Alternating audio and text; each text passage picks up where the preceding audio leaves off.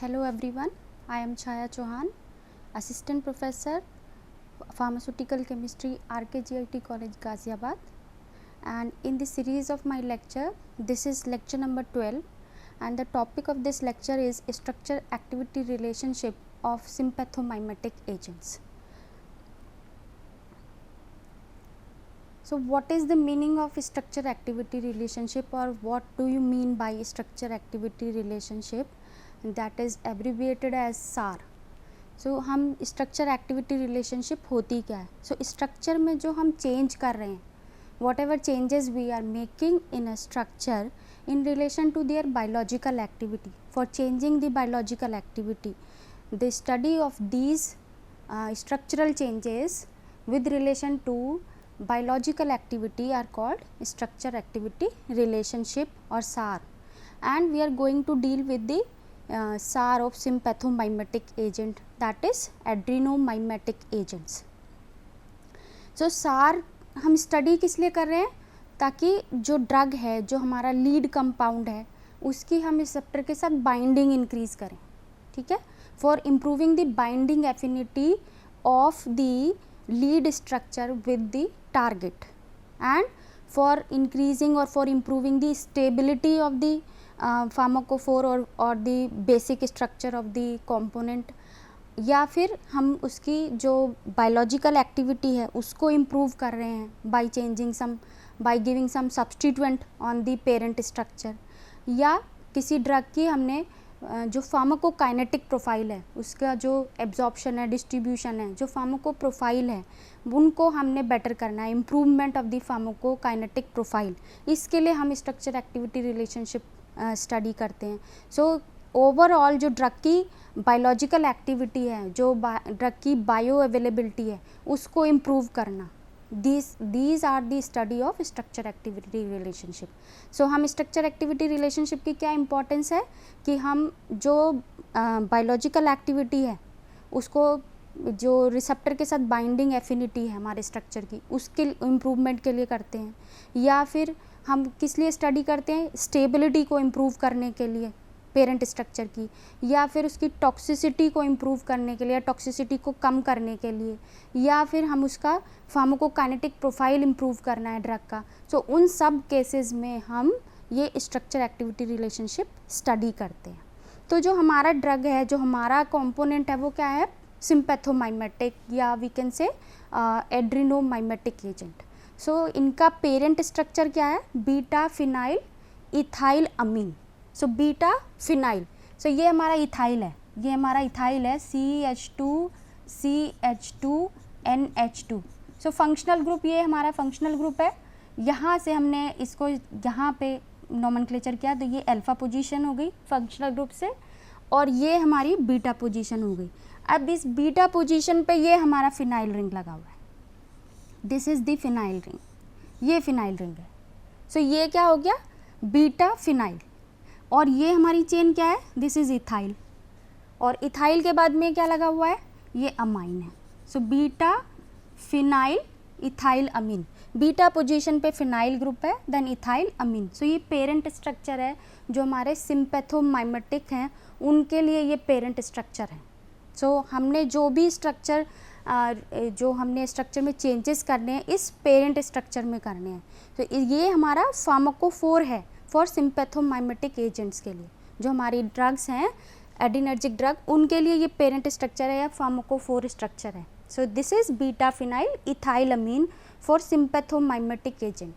Now this beta phenyl ethylamine, so कहाँ कहाँ पे हमने सब्सटीट्यूशन करना है? जब हम सब्सटीट्यूशन करते हैं तो वो सब्सटीट्यूशन सिर्फ उसकी मैकेनिज्म ऑफ एक्शन को भी को ही मतलब चेंज नहीं कर रहा होता, या उसको ही अफेक्ट नहीं कर रहा होता. ये जो रिसेप्टर के साथ उसकी बाइंडिंग है, और रिसेप्टर के साथ जो सिलेक्टिविटी है कि कौन से रिसेप्टर पे जाके वो बाइंड करेगा. लाइक हमारा जो एड्रेनोमाइमेटिक ड्रग है वो अल्फ़ा या बीटा, और फिर अल्फ़ा बीटा में भी अल्फ़ा 1 पे या अल्फ़ा 2 पे, या बीटा में भी हमारा बीटा 1, बीटा 2, बीटा 3, इनमें से किस पे जाके सिलेक्टिवली एक्ट करेगा.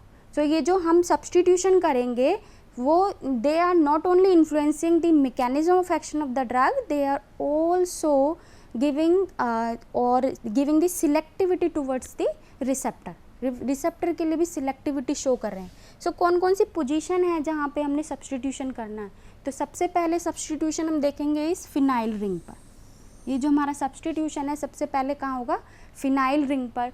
और फिनाइल रिंग पर हमने 2 पोजीशन मेंशन की हुई हैं। The first 2 positions are the meta position and 1 is the para position. Ortho position पे हमने कोई भी सब्सटीट्यूशन नहीं करना है। So substitution on the meta and para position of aromatic ring. तो सबसे पहले हमने कहाँ पे स्टडी करना है? ये सार substitution on the meta and para position of the ring. So ये रिंग पे जो सब्सटीट्यूशन है वो मेटा या पैरा पोजीशन पे करेंगे, ठीक है। अब हमने दूसरा हमारे पास क्या है? ये फंक्शनल ग्रुप है NH2 अमीन। सो हमने कहाँ पे सब्सटीट्यूशन करना है? अमीन फंक्शनल ग्रुप पे। So substitution on the amine functional group. जो साइड चेन है, इथाइल की साइड चेन है, उस पर जो अमीन फंक्शनल ग्रुप है उसमें सब्सटीट्यूशन कर सकते हैं। So we can substitute on the amine functional group. Then what are the third substitution? Third substitution we can make on the ethyl chain. ये हमारी इथाइल चेन है, यहाँ पे अल्फा पोजीशन, ये बीटा पोजीशन है। सो इथाइल चेंज में alpha या beta position पे। So alpha and beta position of the ethyl side chain. तो हमारी 3 पोजीशन है। सो पहला हमने किस पे किया? और meta and para position of the benzene ring या phenyl ring. Then amino functional group, substitution on the amino functional group. Then substitution on the alpha and beta positions of the ethyl side chain. उस side chain में किस में? Alpha और beta position पे करना है। Now come to the first substitution on the meta and the para position of the aromatic ring. So maximum activity कब ये शो करेगा? अगर हम यहाँ पे मेटा या पैरा पोजीशन पे अगर हम इसके कर दें, सो कहाँ पे ये सबसे ज़्यादा जो रिंग पे सब्सटीट्यूशन है वो हमारी सिंपैथोमाइमेटिक एक्टिविटी शो करेगा। That position is this Meta and para. Okay, so maximum activity किस में होगी? जो हमारा कंपाउंड है, जो हमारे एनालॉग्स हैं जिनमें मेटा एंड पैरा पोजीशन पे OH है। और ये ऐसा न्यूक्लियस हम क्या कहते हैं इसको? कैटेकॉल। ऐसे न्यूक्लियस को क्या बोलते हैं हम? ऐसे न्यूक्लियस को हम बोलते हैं catechol. So meta and para position पे अगर हम सब्सटीट्यूशन कर रहे हैं हाइड्रोक्सी ग्रुप का, that will lead to the maximum activity as sympathomimetic agent. So ये एग्जाम्पल्स हैं। ये नॉरएपिनेफ्रिन है, इसमें आप एपिनेफ्रिन का भी एग्जाम्पल दे सकते हो, प्लस डोपामीन है। ये डोपामीन में भी OH हमारा मेटा एंड पैरा पोजीशन पे है। सो ये जो हमारा सब्सटीट्यूशन है मेटा या पैरा पोजीशन पर, that will lead to maximum activity as adrenergic agent.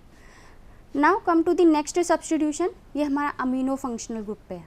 Amino जो हमारे साइड चेन है उसके अमीनो फंक्शनल ग्रुप पे सब्सटीट्यूशन हम कैसे करेंगे? सो ये जो NH2 ग्रुप है, NH2 ग्रुप ये एक तरह से इम्पॉर्टेंट है for the agonistic activity, direct activity. Direct मतलब रिसेप्टर पे डायरेक्टली बाइंड कर रहा है और उसकी एक्टिविटी को मिमिक कर रहा है। लाइक जो हमारा कंपाउंड है एपिनेफ्रिन, नॉरएपिनेफ्रिन, या हमारा जो कंपाउंड है डोपामीन। सो ये इसकी प्रेजेंस NH2 ग्रुप की, that will important for the direct agonistic activity. जो हमारा जो कैटेकोलेमाइंस हैं उनके जैसा एक्शन मिमिक करता है उसके लिए।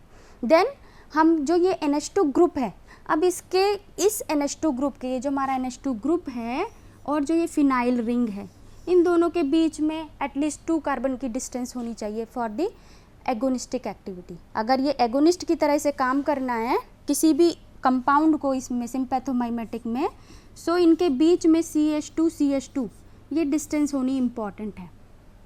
This is important for the agonistic activity. Now जो हमारा प्राइमरी और सेकेंडरी अमीन है वो पोटेंट डायरेक्ट एक्टिंग एगोनिस्ट होते हैं, प्राइमरी एंड सेकेंडरी अमीन। लेकिन जब हमारा ये टर्शरी या क्वार्टिनरी अमीन में हम इसको चेंज करेंगे तो इनकी जो डायरेक्ट एगोनिस्टिक एक्टिविटी है वो पुअर हो जाएगी, कम हो जाएगी, डिक्रीज हो जाएगी। सो जो प्राइमरी और सेकेंडरी अमीन है लाइक NH2 है या NH है, तो वो तो हमारे कैसे हैं? पोटेंट डायरेक्ट एक्टिंग एगोनिस्ट है। लेकिन अगर ये अमीन हम इसको N या N+ कर दें, सो ये it will show poor direct agonistic activity for the sympathomimetic activity. ठीक है। देन नेक्स्ट और क्या चेंज कर सकते हैं? पहला तो चेंज हमने करा था ये NH2 इम्पॉर्टेंट है, फिर दूसरा हमने NH2 में हमने जो है एरोमेटिक रिंग से डिस्टेंस बताई कितनी होनी चाहिए, फिर हमने प्राइमरी और सेकेंडरी कितने इंपॉर्टेंट हैं, और अगर ये टर्शरी या क्वार्टिनरी हैं तो इनकी एक्टिविटी, डायरेक्ट एक्टिविटी कम हो जाएगी अगर ये हम टर्शरी या क्वार्टिनरी में चेंज कर दें। अब अगर हम इस पर सब्सटीट्यूशन कर रहे हैं किसी बल्की ग्रुप का, ठीक है, अगर ये मेरा पास NH है, जैसे यहाँ पे आइसोप्रोटीरेनॉल एक एग्जाम्पल दिया हुआ है, और इस नाइट्रोजन पे ये प्राइमरी अमीन होता अगर यहाँ पे एक H और होता। अब हमने क्या इस पे करा है, आइसोप्रोपाइल CH CH3 CH3, ये हमने यहाँ पे सब्सटीट्यूशन किया है CH CH3 CH3। सो अगर हम ऐसे किसी बल्की ग्रुप को ऐड करते हैं तो जो सब्सटीट्यूएंट है वो अल्फा रिसेप्टर के लिए उसकी एक्टिविटी कम हो जाएगी और बीटा रिसेप्टर के लिए उसकी एगोनिस्टिक एक्टिविटी इंक्रीज हो जाएगी। सो ये जो आइसोप्रोटीरेनॉल है ये बीटा सिलेक्टिव है, बीटा रिसेप्टर पे सिलेक्टिविटी है, it does not have alpha receptor activity. तो अगर ऐसा कोई भी ग्रुप लाइक हम टर्शरी ब्यूटाइल इसमें ऐड कर लें तो हमारा एक टर्ब्यूटालीन बनता है। अगर हम इसी पे यहाँ पर टर्शरी ब्यूटाइल ऐड कर दें तो हमारा टर्ब्यूटालीन बनेगा। सो टर्ब्यूटालीन बनेगा, सो ये हमारा ये भी बीटा रिसेप्टर सिलेक्टिव होगा, ये भी अल्फा एगोनिस्टिक एक्टिविटीज़ में नहीं होगी। सो अगर हम बल्की ग्रुप इस नाइट्रोजन पे ऐड कर रहे हैं सो उसका मतलब है कि जो हमारी ड्रग है वो अल्फा रिसेप्टर के लिए उसकी एगोनिस्टिक एक्टिविटी कम हो जाएगी और बीटा रिसेप्टर के लिए उसकी सिलेक्टिविटी इंक्रीज हो जाएगी, बीटा रिसेप्टर पे एगोनिस्टिक एक्टिविटी इंक्रीज हो जाएगी। अब अगर हम यहाँ पे लार्जर सब्सटीट्यूएंट कोई हम NH2 पे लगा देते हैं, ठीक है, जैसे ये हमने लगाया आइसोप्रोपाइल या हमने लगाया टर्शरी ब्यूटाइल, तो ये इससे प्रीवियस लेक्चर में मैंने कैटाबॉलिज्म पढ़ाया था इनका, तो वहाँ पे हमने पढ़ा था कि अगर हम ये सब्सटीट्यूशन नहीं है, सिर्फ अमीन है, यहाँ पर only NH2 is present, primary amine present है, so they will be oxidative deaminated by MAO. So इनका फर्स्ट मेटाबॉलिज्म का पाथवे ही होगा, ये माउ से ऑक्सीडेटिव डीएमिनेशन हो जाएगा। माउ से ऑक्सीडेटिव डीएमिनेशन होगा मीन्स एक तो ये ओरली एक्टिव नहीं होंगे अगर ऐसा नहीं है तो, और दूसरा इनकी जो ड्यूरेशन ऑफ एक्शन है वो भी कम होगी। It will also have the less duration of action. तो ये ड्रग जो है हमारी ओरली इफेक्टिव नहीं होंगी प्लस ड्यूरेशन ऑफ एक्शन भी उसका कम होगा। अगर हम ऐसा कोई सब्सटीट्यूशन लगा रहे हैं तो ये माउ से जो है रेजिस्टेंस शो करेगा फॉर द मेटाबॉलिज्म और catabolism, and it will the oral bioavailability or duration of action of the drug will be increases if we add some bulky substituent on this nitrogen, अगर इस पे bulky substituent हम add करते हैं। now come to the alpha carbon। अब हमने alpha carbon पे substitution करना है, तो alpha carbon पे अगर हम substitution करते हैं सो वो जो डायरेक्ट रिसेप्टर पे एगोनिस्टिक एक्टिविटी है अल्फा या बीटा रिसेप्टर पे वो कम हो जाएगी। अगर मैं यहाँ पर अल्फ़ा पोजीशन पे, इस अल्फ़ा पोजीशन पे अगर हम कोई मिथाइल या फिर कोई इथाइल ऐसा कुछ हम लगा देते हैं सो डायरेक्ट एक्टिंग जो ड्रग का डायरेक्ट एक्शन है वो कम हो जाएगा दोनों ही रिसेप्टर पे, अल्फ़ा पे भी और बीटा पे भी। लेकिन अगर मैं ये अल्फ़ा सब्सटीट्यूशन करते हैं तो इसकी इम्पोर्टेंस क्या है, इसकी सिग्निफिकेंस क्या होगी, ये इसका यूज़ ये है कि ये ड्यूरेशन ऑफ एक्शन को इंक्रीज़ कर देगा, क्योंकि अब ये स्टेरिक हिंड्रेंस कॉज करेगा for the oxidative deamination by the MAO और फॉर दिस अमीनो ग्रुप।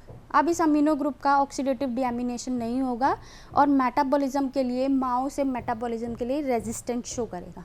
सो ये जो हमारा अल्फ़ा कार्बन पे अगर हम यहाँ पे सब्सटीट्यूशन करते हैं मिथाइल या इथाइल ग्रुप से, then it will cause resistance towards the MAO and it will increase the duration of action of the drug। ठीक है, नेक्स्ट अगर हम ऐसा कंपाउंड ये हमने CH3 या C2H5 एल्काइल मोइटी हम ऐड कर रहे हैं तो एक केस में हम इसकी लिपोफिलिसिटी इंक्रीज़ कर रहे हैं, हम इसकी लिपोफिलिसिटी इंक्रीज़ कर रहे हैं, और जब हम लिपोफिलिसिटी इंक्रीज़ करते हैं तो मीन्स CNS में उसका रीच ज़्यादा हो जाएगी, मतलब वो ड्रग जो है CNS में ट्रांसपोर्ट हो सकती है।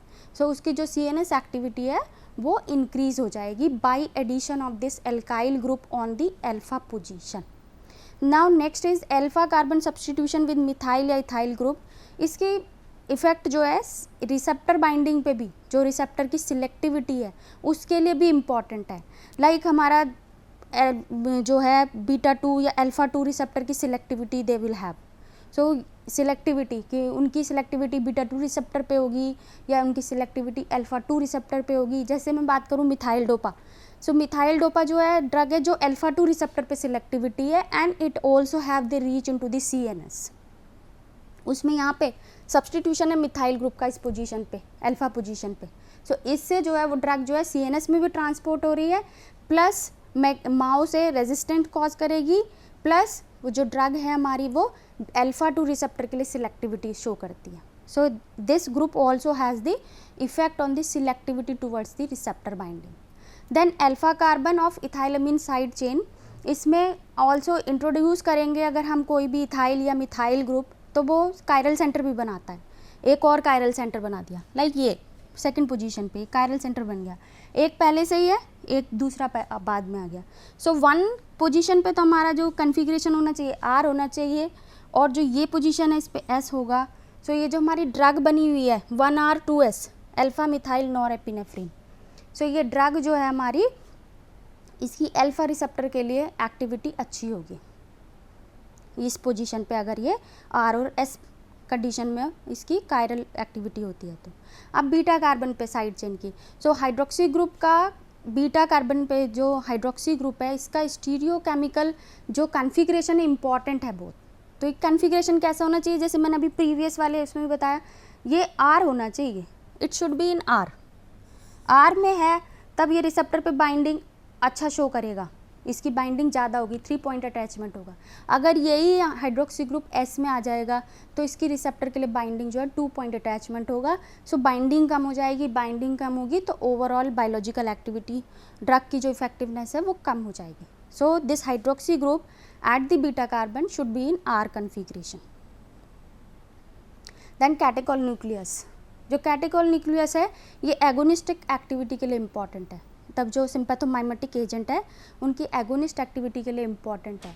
अगर हम इस कैटेकोल न्यूक्लियस को रिसोर्सिनोल से रिप्लेस कर दें, जैसा कि हमारा मेटाप्रोटीरिनोल, ये ड्रग है हमारी मेटाप्रोटीरिनोल, ये स्ट्रक्चर है मेटाप्रोटीरिनोल का। सो यहाँ पे हमारा ये साइड चेन है, यहाँ मेटा पोजीशन पे ये है और यहाँ पैरा पे नहीं है, दोनों मेटा पे है, ये रिसोर्सिनोल स्ट्रक्चर होता है। सो अगर हम इससे रिप्लेस कर रहे हैं हमारी ड्रग को, सो ये जो ड्रग है हमारी बीटा 2 सिलेक्टिविटी शो करेगी। तो ऐसा कोई भी स्ट्रक्चर जिसमें हमने कैटेकोल न्यूक्लियस को रिप्लेस किया है रिसोर्सिनोल से, लाइक अल्ब्यूटेरॉल जिसे हम साल्ब्यूटेमोल कहते हैं, इसमें भी हमारा जो है क्या है, ये हमारी जो ड्रग है इसमें हमने ये कैटेकोल न्यूक्लियस को चेंज कर दिया। सो ये ड्रग जो है वो हमारी बीटा 2 रिसेप्टर पे सिलेक्टिविटी शो करेंगे। Then next is the adrenergic drugs या सिंपैथोमाइमेटिक ड्रग्स होती क्या हैं। सो एडिनर्जिक ड्रग्स वो ड्रग हैं या केमिकल एजेंट हैं जो अपना प्रिंसिपल फार्माकोलॉजिकल एक्शन या थेरेपेटिक इफेक्ट वो जो है एनहांस करती हैं या रिड्यूस करती हैं activity various component of sympathetic division. So उनको हम जो है ड्रग्स कहते हैं adrenergic drug. So adrenergic drug जो है वो सिंपैथोमाइमेटिक भी हो सकती हैं और सिंपैथोलाइटिक भी हो सकती हैं, ठीक है। सो सिंपैथोमाइमेटिक मीन्स एनहांस करना है एक्टिविटी को, जो एडिनर्जिक डिवीजन की एक्टिविटी है उसको एनहांस करना, उसकी एक्टिविटी को इंक्रीज करना, दैट इज एडिनर्जिक ड्रग्स, वो एडिनर्जिक ड्रग्स की कैटेगरी में आती हैं। सो adrenergic drug stimulate the adrenergic nerves directly by mimicking the action of norepinephrine और इनडायरेक्टली बाय इंक्रीजिंग द और stimulating the release of norepinephrine, मतलब दोनों तरह से काम कर सकती हैं। जो एड्रीनर्जिक ड्रग है या तो स्टिमुलेट करेंगी एड्रीनर्जिक नर्व्स को, अगर वो रिसेप्टर पे बाइंड कर रही हैं डायरेक्टली वैसा ही एक्शन शो कर रही हैं जैसे नॉरएपिनेफ्रिन शो करता है, या फिर इनडायरेक्ट एक्शन। इनडायरेक्ट एक्शन क्या होता है, वो बाइंड करके रिसेप्टर पे नॉरएपिनेफ्रिन के रिलीज को स्टिमुलेट कर रही हैं, सो वो इनडायरेक्ट एक्टिंग होती है। या एक ही ड्रग दोनों मैकेनिज्म भी शो कर सकती है तो उसको हम मिक्स्ड एक्शन ड्रग बोलते हैं। सो जो एडिनर्जिक ड्रग हैं या सिंपैथोमाइमेटिक ड्रग हैं वो क्या करती हैं, उसके एक्शन को या तो मिमिक करेंगी नॉरएपिनेफ्रिन के, या नॉरएपिनेफ्रिन के रिलीज को स्टिमुलेट करेंगी, या फिर दोनों तरह से काम करेंगी। सो उन ड्रग्स को सिंपैथोमाइमेटिक्स ड्रग या एड्रीनोमाइमेटिक ड्रग्स बोलते हैं। अब क्लासिफिकेशन क्या है एड्रीनोमाइमेटिक एजेंट्स का। सो ये 3 उसमें क्लासेस में डिवाइडेड हैं। पहला डायरेक्ट एक्टिंग, इसके एग्जांपल्स हैं हमारे नॉरएपिनेफ्रिन, एपिनेफ्रिन, अभी मैंने बताया वो डायरेक्टली स्टिमुलेट करती हैं या मिमिक करती हैं एक्शन को एपिनेफ्रिन के या नॉरएपिनेफ्रिन के। और जो इनडायरेक्ट एक्टिंग होती हैं वो इसके रिलीज़ को स्टिमुलेट करती है नॉरएपिनेफ्रिन के। सो इसका एग्जाम्पल क्या है, हाइड्रोक्सी एम्फेटामीन है एंड स्यूडोएफेड्रिन और नेक्स्ट ड्रग है हमारी मिक्स्ड एक्शन। मिक्स्ड एक्शन ये दोनों तरह से काम करती हैं, डायरेक्ट एक्टिंग भी और इनडायरेक्ट एक्टिंग भी, मतलब ये दोनों तरह से मिक्स्ड एक्शन है। सो ये जो ड्रग है एफिड्रीन, इसमें जो क्लास में ड्रग आती है वो है एफिड्रीन एंड मेटारामिनोल, ये 2 ड्रग हैं। सो जो हमारी एड्रीनर्जिक ड्रग्स हैं उसको मैंने बताया कि वो केमिकल एजेंट है। एड्रीनर्जिक ड्रग्स वो हैं जो कि हमारी जो ड्रग का एक्शन है एड्रीनोमाइमेटिक भी हो सकती है, एड्रीनोलाइटिक भी हो सकती है, मतलब हमारा जो एड्रीनर्जिक नर्वस सिस्टम है उसको स्टिमुलेट भी कर सकती है और उसकी एक्टिविटी को कम भी कर सकती है, इनहिबिट भी कर सकती है। लेकिन जो सिंपैथोमाइमेटिक ड्रग्स हैं या एड्रीनोमाइमेटिक जिन्हें हम कहते हैं, उनका क्या फंक्शन है, या तो वो जो है ओवरऑल एक्टिविटी एड्रीनर्जिक सिस्टम की उसको इन्हांस करती हैं। अब या तो वो उसके एक्शन को, जो नॉरएपिनेफ्रिन मेजर इसका वो है न्यूरोट्रांसमीटर, उसकी एक्टिविटी को ये या तो उसको बिल्कुल मिमिक करती हैं उसके एक्शन को, या फिर उसके रिलीज़ को इन्हांस कर देती हैं। सो ऐसी ड्रग जो इसके एक्शन को मिमिक करें नॉरएपिनेफ्रिन के या उसकी रिलीज़ को स्टिमुलेट करें नॉरएपिनेफ्रिन के, सो ऐसी ड्रग को हम क्या बोलते हैं, एड्रीनोमाइमेटिक ड्रग और सिंपैथोमाइमेटिक ड्रग। सो जो ये एड्रीनोमाइमेटिक या सिंपैथोमाइमेटिक ड्रग्स हैं, इनका क्लासिफिकेशन हमारा 3 क्लासेस हैं, direct acting, indirect acting and mixed action. So direct acting हमें पता है जो हमारे रिलीज़ को बढ़ा रहे हैं, जो नॉरएपिनेफ्रिन के जैसा एक्शन शो कर रहे हैं। इनडायरेक्ट एक्टिंग वो हैं जो नॉरएपिनेफ्रिन के रिलीज़ को इंक्रीज़ कर रहे हैं। और जो हमारी मिक्स्ड एक्शन है, मिक्स्ड एक्शन वो हैं जो एक्शन को भी मिमिक करते हैं प्लस उसके रिलीज़ को भी स्टिमुलेट करते हैं। सो ऐसी ड्रग ये हैं ephedrine and metaraminol. And these are the references for this lecture. Thank you.